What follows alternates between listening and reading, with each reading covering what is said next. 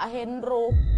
Kena pundak Pak Hendro sama Mandawe Dani tadi itu. Pada saat melihat itu mereka semua mencoba untuk tidak panik. Sebisa mungkin mereka ini nyoba untuk ngerawat Pak Hendro dan membuat Pak Hendro ini tetap sadar. Akhirnya mereka bilang, udah nggak usah kita lanjutkan pemetaan, besok kita langsung balik. Ya iyalah, Pak Hendro kan butuh pertolongan juga kan, takut juga mereka nanti kenapa-napa, orang udah nengok kayak gitu kok. Dan mereka juga harus bergegas membawa Pak Hendro untuk ke rumah sakit. Itu masih malam tuh loh, setengah 11 malam itu. Akhirnya semua berusaha untuk mengobati seadanya pundaknya Pak Hendro dan langsung masuk lagi ke tenda untuk beristirahat.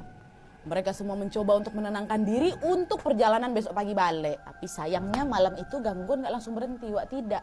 Malam itu mereka diganggu lagi. Dan ini ganggunya juga gak main-main. Tenda mereka digoyang-goyang, Wak. Digoyang-goyang. Dan mereka juga semua melihat ada bola mata besar, merah, yang meleleh. Macam mahma tuh datang ke arah tenda mereka. Mereka juga dengar ada suara-suara dentuman kayu-kayu besar yang tumbang. Inilah buat mereka jadi gak bisa tidur. Macam mana? Sampai akhirnya nih Wak ya, sampai akhirnya hari menunjukkan jam 4 subuh. Dan di saat itulah mereka langsung memutuskan untuk memulai perjalanan mereka keluar dari hutan perawan ini. Karena waktu itu mereka udah gak tahan lagi lah dengan gangguan-gangguan di sana, nunggu pagi kali kayak udah gak kuat. Kami udah jam 4 udah agak terang dikit kan keluar gitu. Tapi ternyata keputusan mereka ini pula yang salah Wak. Karena waktu itu hari masih gelap. Masih gelap.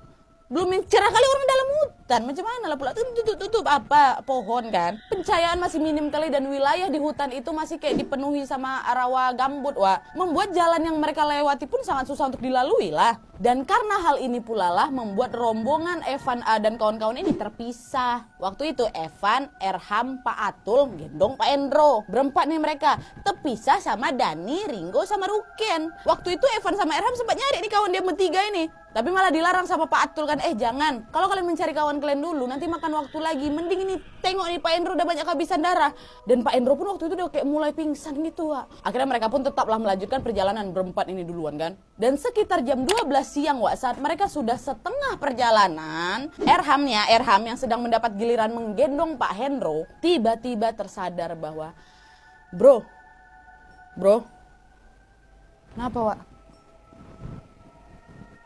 Apa nih? Aduh merinding aku. Pak Hendro udah meninggal. Aku gak denger lagi nafas dari tadi. Pak Hendro meninggal dunia di perjalanan. Dan pada saat itu Erham tiba-tiba langsung nangis macam anak kecil Wak.